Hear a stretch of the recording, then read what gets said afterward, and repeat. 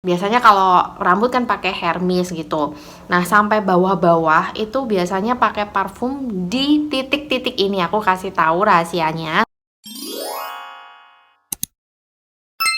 Hai semuanya, welcome back to my YouTube channel. Ketemu lagi dengan aku Siska. Apa kabar ya? Apa Jadi di video kali ini aku mau share Miss V rutin aku yang aku lakukan untuk menjaga kebersihan bagian intim aku.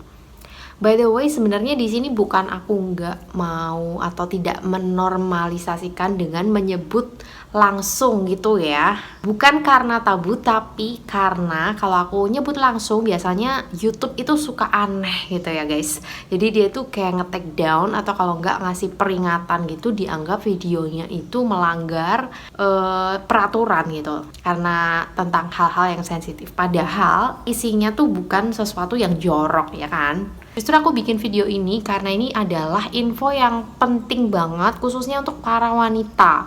Gak cuman wanita dewasa aja, tapi untuk yang masih usia belasan tahun, yang masih remaja pun juga wajib banget tahu tentang cara merawat yang benar gitu untuk area wanita tadi. Contohnya adalah keputihan makin parah. Terus area sensitif ini jadi semakin gatal, bahkan sampai iritasi guys. Lalu memunculkan bau yang sangat tidak sedap atau menyengat, yang udah di luar normal. Terus yang terjadi lagi di aku, yang keempat, yang kayak nggak bakal aku lupain nih, itu adalah muncul bisul di area kewanitaan aku guys. Benjolannya tuh keras dan sakit banget gitu, kira-kira ya sekuku jempol gitulah ya. Nah memang yang namanya pengalaman itu bisa jadi guru yang berharga banget sih. Karena semenjak itu aku jadi tidak menyepelekan kesehatan organ kewanitaan. Nah untuk masalah keputihan, teman-teman jangan panik dulu, karena yang namanya keputihan itu sebenarnya masih normal dialami oleh semua wanita guys. Nah keputihan ini justru adalah cara alami tubuh wanita untuk menjaga kelembapan dan kebersihan area kewanitaannya. Tapi pada umumnya keputihan yang normal itu tidak sampai mengganggu aktivitas dan dapat mereda dengan sendirinya. Dan area wanita kita itu memang punya bau yang khas guys, mengeluarkan bau yang khas, dan itu sangat-sangat normal juga. Nah yang tidak normal itu jika mengeluarkan bau busuk atau bau yang menyengat. Nah kalau itu perlu dikonsultasikan ke dokter spesialis. Nah tapi teman-teman nggak perlu panik dulu, nggak perlu self diagnosis ya kan, karena di saat kita panik, stres itu juga bisa loh yang namanya memicu keputihan. Karena keputihan yang nggak normal tadi juga bisa banget disebabkan oleh yang namanya stres guys. Nah sekarang aku akan masuk ke tips nomor 1 adalah memilih celana dalam yang tepat. Yang tepat itu adalah yang tidak terlalu ketat. Nah, kalau kalian pakai celana dalam yang ketat-ketat, itu nanti bisa bikin selangkangan juga jadi iritasi. Terus kalau udah iritasi nanti juga gampang cepet hitam. Karena diteken banget, nanti itu bikin dia jadi kehilangan keelastisitasannya, si kulit di selangkangan kita tadi.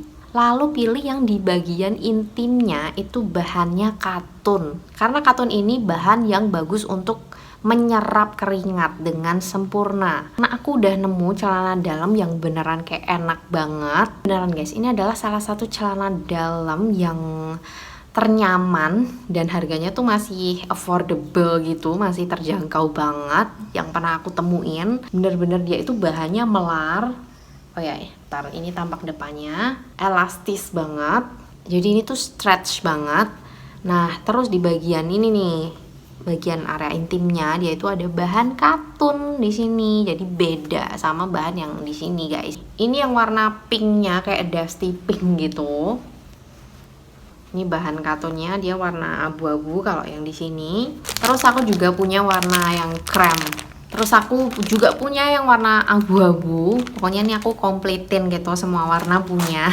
Bahannya yang jelas enak banget. Aku rekomendasiin ini celana dalam, harganya murah tapi bagus, super nyaman. Tips nomor 2 adalah rajin mengganti celana dalam minimal 2 kali sehari guys. Terus kalau teman-teman lagi ada keputihan, karena keputihan ini kan bisa banget terjadi terutama di saat kita mau mens atau sehabis mens. Itu biasanya muncul yang namanya keputihan tadi dan itu normal banget. Tapi kan sering ya bikin kita tuh sedikit nggak nyaman. Terus bisa juga selangkangan ini kan berkeringat nih tuh ya. Jadi kayak basahnya itu bukan di bagian area wanitanya tapi kayak di pinggirannya di selangkangannya. Nah, kalau udah gitu, solusinya adalah sering-sering ganti celana dalam tiap 4-5 jam sekali ganti aja. Tapi kalau nggak ada masalah, maksudnya nggak terlalu yang berkeringat, terus ya feelnya kering-kering aja, nggak lagi keputihan, ya itu minimal 2 kali sehari ganti. Terus yang nomor 3 adalah merawat bulu-bulu di area wanita kita dengan tepat.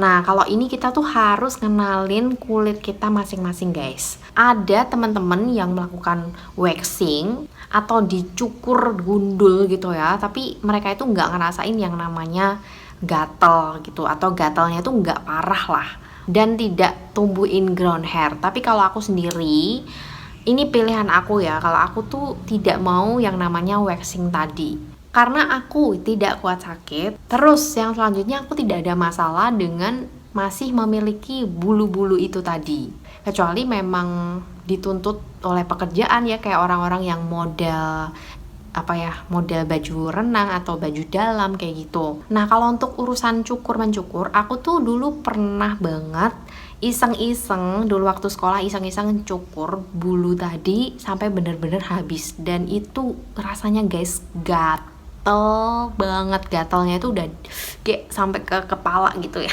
Apalagi kalau udah tumbuh dan muncul ingrown hair di kaki aja nih, kalau aku cukuran terus muncul ingrown hair itu jadi jerawat, apalagi di bagian situ. Makanya aku udah nggak berani lagi yang namanya cukur-cukur sampai habis gitu. Nah, jadi yang aku lakukan kalau aku tuh hanya menggunting aja, jadi kayak trimming biar itu tuh nggak terlalu panjang, karena kan nggak mungkin nanti aku pakai baju renang, pakai celana renang yang itu pendek terus kadang-kadang kan naik ya karena kena air, terus itu nanti bulunya ngintip-ngintip saking panjangnya, kan jangan sampai juga ya. Tapi ya potong sewajarnya aja, maksudnya juga jangan sampai pendek banget gitu. Jadi disisain lah beberapa senti, karena ya bulu ini tadi juga sebenarnya punya fungsi loh guys. Fungsinya itu dia sebagai pagar.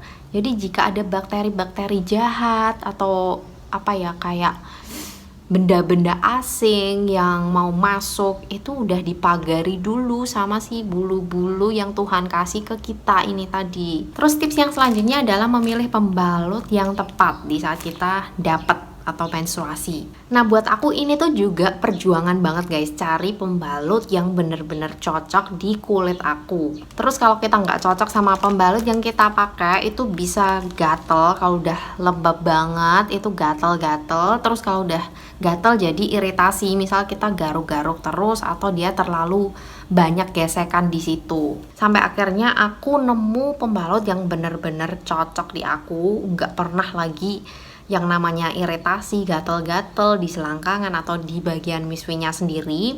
Dan aku nggak pernah ganti-ganti lagi semenjak aku pakai pembalut ini, yaitu dari Laurier. Jadi dia ini tipis tapi kayak ngehold banget. Aku nggak pernah tembus pakai ini karena aku pilih yang 25 cm dan ada wingnya, ada sayapnya. Nah, dulu itu aku pakai merek lain, sering banget gatel, wingnya itu bikin gatel gitu di samping-samping. Tapi semenjak aku pakai yang Laurier ini nggak pernah gatel-gatel lagi sama sekali, walaupun aku pakai yang wing. Di sini juga ada tulisan 3D pori bergelombang, serap cairan seketika, meningkatkan 80% sirkulasi udara. Terus nih, yang jelas ini nih ada tulisan cegah lembab, cegah iritasi. Dan ternyata ini kebukti sih di aku cocok banget pakai ini. Nah, ngomong-ngomong soal pembalut, sekarang aku akan ngomongin dikit soal yang namanya panty liner. Nah, ini tentang cerita aku yang dulu saat aku bisulan. Di dulu itu sebelum aku bisulan, awalnya aku nggak ngerti soal penggunaan panty liner yang benar. Jadi aku tuh pakai panty liner bisa sehari, itu cuman ganti sekali aja guys. Jadi seharian itu aku biarkan panty liner itu ada di situ dan bikin lembab banget, itu nggak bagus ternyata. Jadi itu salah banget. Kalau kalian memang pakai panty liner, kepaksa banget pakai panty liner, itu ya harus 3 jam itu ganti. Tapi sebenarnya yang disarankan oleh para dokter itu nggak perlu pakai panty liner. Jadi nggak perlu-perlu banget kalau kita itu nggak ada masalah-masalah yang namanya keputihan berlebihan atau yang lain-lain lagi. Kalaupun ada masalah tentang keputihan yang mungkin nggak normal, itu lebih baik dikonsultasikan ke dokter biar diatasi. Karena sebenarnya panty liner itu nggak menyelesaikan masalah, tapi justru kalau kita nggak bener pakainya itu bisa tadi kayak aku dulu bisulan lama-lama. Lebih baik kamu sering-sering ganti celana dalam daripada kamu harus pakai panty liner, gitu yang disarankan. Tips selanjutnya adalah mencuci area wanita tadi dengan benar. Nah, soal area wanita ini pasti banyak banget pro kontra tentang yang namanya sabun pembersih area kewanitaan. Nah, sebenarnya penting apa nggak sih pakai sabun tadi? Nah, yang aku pelajari sebenarnya kita itu hanya cukup membasuh dengan air hangat aja guys. Jadi Miss V kita itu sebenarnya juga udah pinter gitu, dia bisa atau sanggup untuk membersihkan sendiri karena di situ juga udah ada bakteri-bakteri baik yang bisa untuk melawan bakteri jahat di situ. Nah, kadang salahnya kalau kita pakai yang namanya pembersih kewanitaan setiap hari, bener-bener yang setiap hari, setiap saat, itu takutnya pH di Miss V kita itu malah jadi terlalu rendah. Itu juga nggak boleh, jadi pH-nya itu kan harus seimbang gitu guys. Nah, kalau udah terlalu rendah nanti juga tetap bisa rawan ditumbuhi sama bakteri jahat di situ. Dengan air hangat aja dibersihin dari arah atas ke bawah. Untuk teman-teman yang misal, tapi aku tuh ngalamin keputihan parah kak gini, dan kalau nggak pakai itu rasanya nggak enak atau Miss V aku mengeluarkan bau-bau yang sangat tidak sedap. Nah, itu lebih baik dikonsultasikan dulu ke dokter karena ada yang mungkin keputihannya nggak normal atau mengeluarkan bau-bau tidak sedap, terus dokter merekomendasikan untuk memakai cairan khusus, antiseptik dan lain sebagainya, dan itu disesuaikan dengan kebutuhan pasiennya sendiri. Jadi nggak semua orang ini butuh tiap hari pakai yang namanya sabun untuk membersihkan area wanita. Jadi sebenarnya peralatan aku tuh simple banget, gak yang gimana-gimana. Pokoknya kalau ada sesuatu yang mengganggu, aku tuh selalu konsul ke dokter dulu gitu. Kayak misalnya waktu bisulan dulu juga aku langsung periksa. Dan di dokter itu langsung dikasih salep juga, tapi salepnya itu harus pakai resep guys. Jadi aku nggak bisa saranin kalian kayak langsung beli salep ini gitu, nggak bisa. Jadi harus kalian konsul dulu. Yang penting itu jangan takut karena ya permasalahan kayak benjolan-benjolan di kulit itu macem-macem banget. Jadi kalian jangan langsung kepikiran yang neko-neko. Terus perawatan aku yang lain kalau di sekitar area selangkangan kayak gitu, aku biasanya rajin juga untuk eksfoliasi. Untuk eksfoliasinya aku tuh pakai shower puff kayak gini.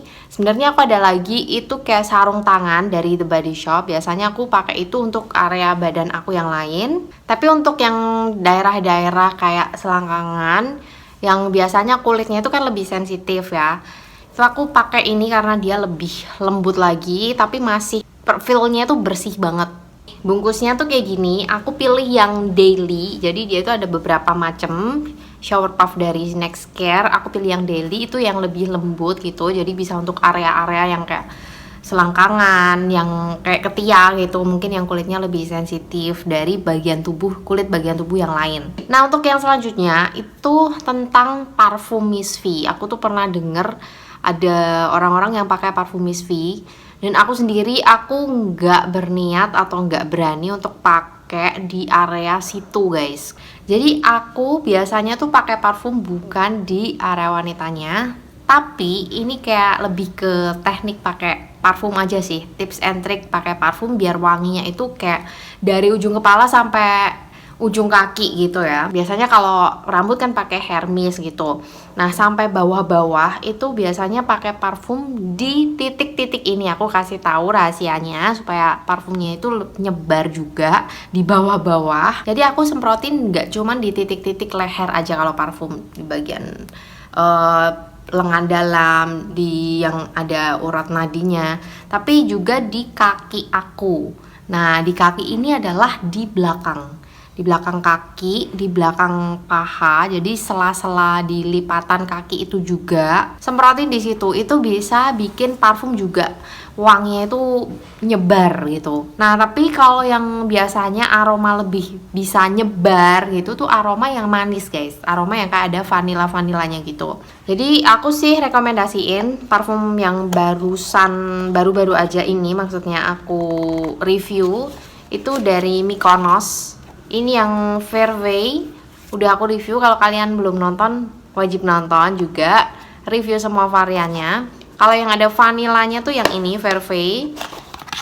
Ini wanginya super enak banget dan super nyebar, awet banget juga di aku. Jadi aku biasanya semprotin ini, itu nggak cuman di atas aja, di sini, di badan aku, tapi ya itu tadi, di lipatan kaki, bagian belakang itu. Jadi kalian bisa ikutin trik aku tadi, pakainya di lipatan kaki, itu udah bisa menyebarkan aroma juga kalau di bagian bawah-bawah kalian lewat gitu. Terus tips yang lainnya lagi nih dari dalam, aku sekarang rajin konsumsi suplemen probiotik. Tapi kalau misalnya kalian nggak mau pakai suplemen, kalian tuh bisa dari makanan, dari bahan makanan aja, kayak misalnya yogurt gitu. Nah, tapi untuk aku sendiri, aku kan ada asam lambung, jadi aku tuh nggak bisa sama yang kecut-kecut. Belum tentu juga makanannya itu cocok di lambung aku, kadang kalau lambung aku lagi sensi. Terus juga kadang dari makanan aja gitu nggak cukup, karena kan nggak mungkin tiap hari kita makan itu terus gitu. Jadi aku rutin konsumsi probiotik setiap hari dari suplemen. Aku pilih dari merek Blackmores yang ini. Ini juga udah pernah aku review di video aku lainnya. Kalau aku sekarang memasukkan ini di suplemen aku setiap hari, karena dia itu bisa memperbanyak bakteri baik di badan kita supaya untuk melawan bakteri-bakteri yang jahat itu. Fungsi probiotik ini banyak banget, dia bagus untuk kesehatan pencernaan, terus juga termasuk di organ intim kita. Oke, jadi sekian sharing aku hari ini, semoga membantu. Sekali lagi jangan lupa untuk like video ini, terus juga komen, share, subscribe, dan setelah subscribe nyalain lonceng notifikasinya supaya nggak ketinggalan video-video aku yang terbaru lainnya. Thank you so much for watching and see you on my next video. Bye bye.